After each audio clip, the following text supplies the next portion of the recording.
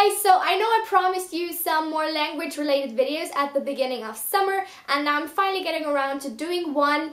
The reason this got kind of pushed back a little is because I just had so many book related things that I wanted to do and like put out first. Books is just always going to be the priority and the main thing on this channel, but I still want to make language videos as well, so don't worry, there will be some of those, just they will be not as plentiful and copious. Yeah, I'm just trying to use fancy vocabulary here, can you tell? So I thought the best video to do to kind of kick off this series, I don't even know how many videos I'm going to be doing here. I'm just going to go with the flow, see how many videos you guys want me to do, what videos I have ideas for, etc. So I thought for the very first video, I'm going to do a kind of frequently asked questions / Q&A video because on the video where I kind of announced all of the air quotes that I was gonna do more language videos, a lot of people left requests and asked me questions that are kind of very simple to answer almost and don't really require an entire video, so I thought I'd just kind of sum a lot of these up and kind of just talk about language things in today's video. So the number one question I get asked most of the time is how many languages and which languages I actually speak. So I only speak German and English fluently. German is my mother tongue, so obviously I speak that one fluently. I actually did a video in German.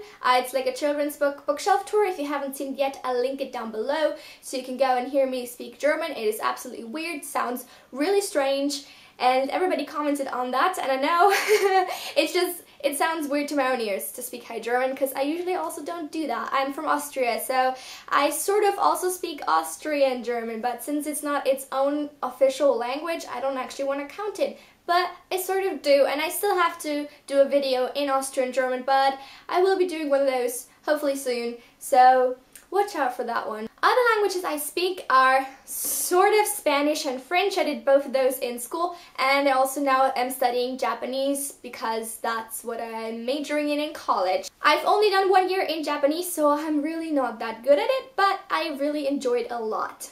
Toda la gente me dije que tuvo que hacer un video en español, pero es muy difícil. En este momento no es posible porque no me recuerdo de nada. He estudiando el español en la escuela durante 2,5 años y me gusta mucho esa lengua y me gusta mucho la pronunciación. En los años pasados no tenía el tiempo para practicar mucho y no tenía la motivación también, y por eso ahora no puedo decir mucho. He olvidado toda la gramática y todas las palabras y es muy difícil por mí que decir algo. Lo siento. Es muy mal. No es una palabra. ¿Sí? ¿No? La única cosa que me recuerdo bien es, te lo juro, porque tengo una amiga mexicana y ella lo dijo,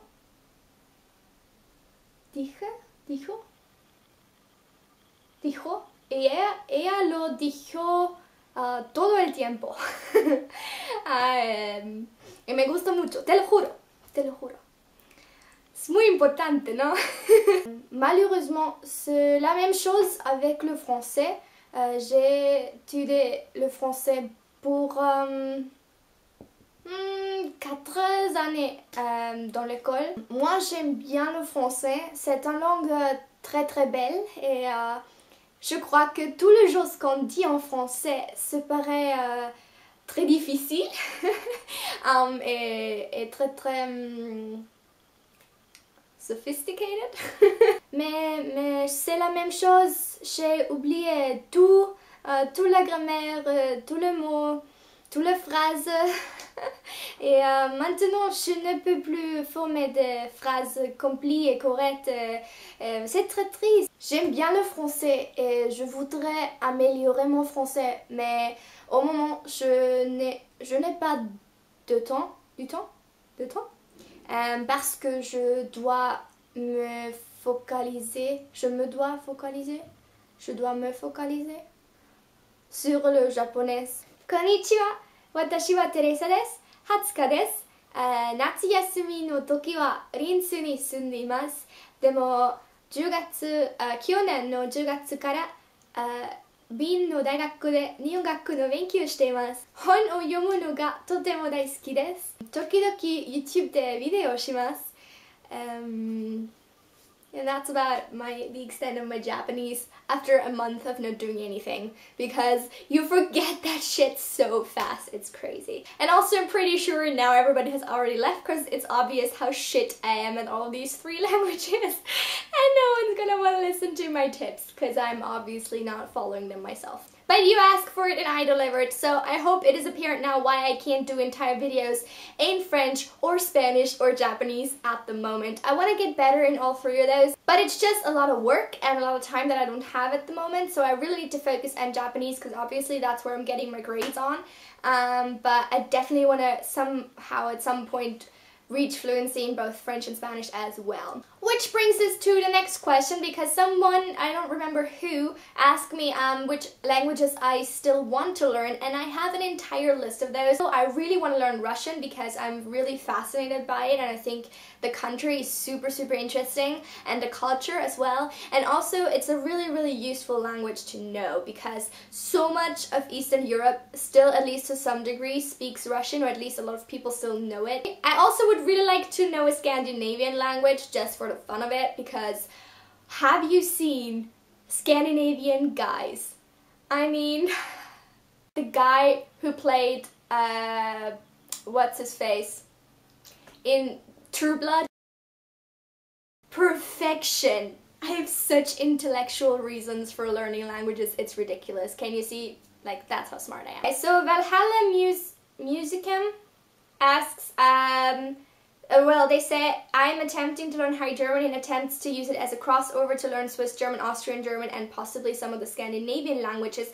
Any advice on how difficult that might be, or easier ways to accomplish this? Like, the question you should ask yourself with this is, what really is your end game? Like, if you want to learn Swiss German and Austrian German, I'd say, you know, why? Because everybody in Switzerland and Austria knows High German.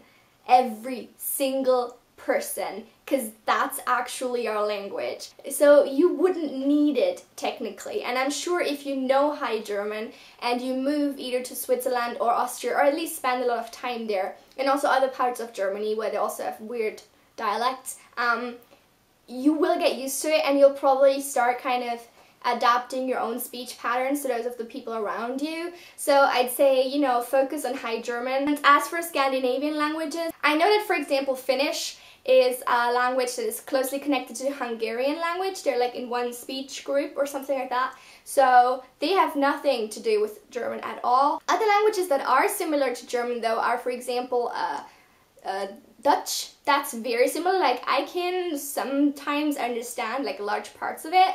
If I, like, for example, like read ingredients or something in Dutch, I'm like, oh, that means that. It just sounds like a funny version of German. That sounds really mean now. I'm probably a little bit racist. I don't mean it that way. It's just that, you know, to German speakers, Dutch just sounds really funny. And same goes for like Danish. I think Danish also has a lot of similarities. Those are the only 2 I know of. Next question comes from Mohammed Ali. I'm so sorry if I mispronounced that. How can I practice English speaking? Don't ask me, because apparently I can't speak it either. How can I practice English speaking with myself, as there is no one around me who speaks English? Now, this is obviously a bigger issue because speaking the language, at least with someone, doesn't have to be a native speaker, but speaking the language at all is such a big step to becoming fluent and to learning it properly that you can't really skip it. I'd say maybe try finding, I think I mentioned this in one of my language videos before, that there are like platforms where you can find language exchange partners, and a lot of the times they will not only look for people to exchange emails with, but also people they can maybe Skype with and like just practice speaking with. Now obviously this is going to take a lot more courage and like initiative on your part, and I maybe wouldn't recommend it to people who are very young because you never know the kind of people you meet on the internet. But you know, I'd say if you kind of exchange emails with someone for a while and you feel comfortable with them and you're like, okay, let's just talk and like practice our speech, I guess that's not a bad thing. Otherwise, maybe just look around in your area, like I don't know where you live, but maybe you can put it somewhere on like an online forum, or put it out in a community center that you want to find people to practice English with, and maybe other people who would like to do the same will like answer your request, and you can get together and get a little English club going or something like that. Obviously this can be a big obstacle, but yeah, I wish you good luck and I hope you can find someone to practice with. So Booksip says, I'd like to get rid of my accent. Yours improved a lot. How do you do it? This is actually another one of the questions I get asked most of the time, is how do you get your pronunciation that good? And the thing is, I don't know. I hate that I have to answer this question this way. I'd love to be able to give you really great, like groundbreaking advice on this, but the thing is that I feel like, as far as I know, from experience as well, is that some people just can't get rid of their accent. I know people who have studied, you know, a language for years and years and years, and they still have an accent. And for example, my teachers at the university now, they are Japanese, and one of them, she has been in Austria since the 1980s, and that is a very long time ago, and she still sounds like she came over from Japan like last week. And that might have just been a direct Eleanor Parks quote. I'm very sorry about that, just read that book. I think it depends heavily on what kind of language you are used to as a mother tongue and what kind of language you are learning from there, because a lot of languages that are, you know, similar in pronunciation will probably come easy to you. For example, if you're a Spanish speaking person and you're trying to learn Italian, that would be very simple, I guess, as far as pronunciation is concerned, because the pronunciation is already so similar. Now, whereas if you were to speak French and you try to speak German, which are completely different types of pronunciation, you know, where you enunciate words differently, and it's just a whole, like, a different universe as far as pronunciation is concerned. It might be a lot more difficult. The thing with myself is that I never really had to study a lot as far as pronunciation was concerned, because as soon as I heard a word pronounced a certain way, I'd immediately be able to, like, imitate that and copy that. And that's why my kind of pronunciation and my accent now as well is changing so much, because when I go back and watch videos I did while I was in England or after, like right after I came back, I sounded so fucking British, it was ridiculous. And I don't know, I've completely lost it again now. Like, I went from sort of American Irish to British to more American now, because for me it just depends on what, like, language I listen to, and I listen mostly to American English being spoken because I watch so much TV in American English, and that's what I hear the most, and that's what I automatically imitate the most. And so the only thing really that I can recommend is to listen a lot and try to imitate what people, you know, say and how they speak. And if you can't, you know, automatically learn it by doing that, maybe try to actively sit down and like try to repeat as closely as you can exactly what they're saying. But at the end of the day, I don't think it's absolutely necessary to get rid of an accent and to kind of perfect your pronunciation, because it can be really endearing, it can be something that really like suits your character. And I think that, you know, some accents sound really nice, and you shouldn't necessarily, you know, push them out of you because they're a part of who you are, and why would you have to 100% change that? The next question is from Sophia Rose, and she says, Hi, would you be able to make a video explaining how to improve listening skills in different languages? I'm learning French and German, but I find listening exams really difficult, especially when people speak super fast. I've been listening to the radio, YouTube videos, movies, etc. in the language, but it's not helping. Now this problem I absolutely understand, because the reason I got a B in Japanese and not an A is because I failed my listening exam twice. Try doing something like, I know this is the hardest type of like media to find, but try finding something like a movie or a TV show that is in the language you want to learn, that has also subtitles in the language you want to learn. So you are basically listening to what they're saying while reading the exact same thing, and that alone can maybe help you, you know, associate certain pronunciations and certain sounds with words, and then essentially with their meaning. And again, this is just practice. I find this is really hard with Japanese because obviously you have the kanji and like all of the Japanese writing as subtitles,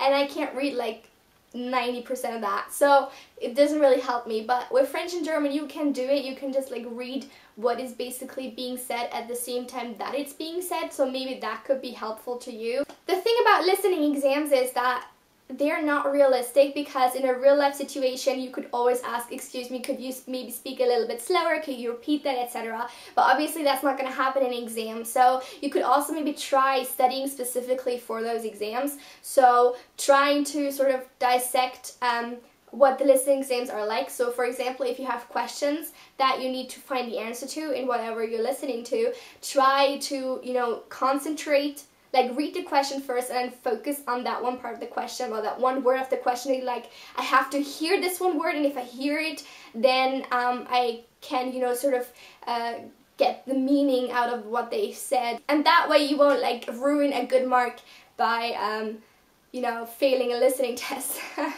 And again, in real life situations, it's a whole different world, and there won't be as much pressure on you to like understand it on the first try and like get a list of information from one sentence that has been spoken very fast. So that was just some of the frequently asked questions. I hope this video was enjoyable and helpful to you, or at least to some of you. If you have any further questions or requests of videos you would like to see me do, please leave those in the comments down below, and also let me know what your favorite language is and what you're learning at the moment. I will see you soon. Bye!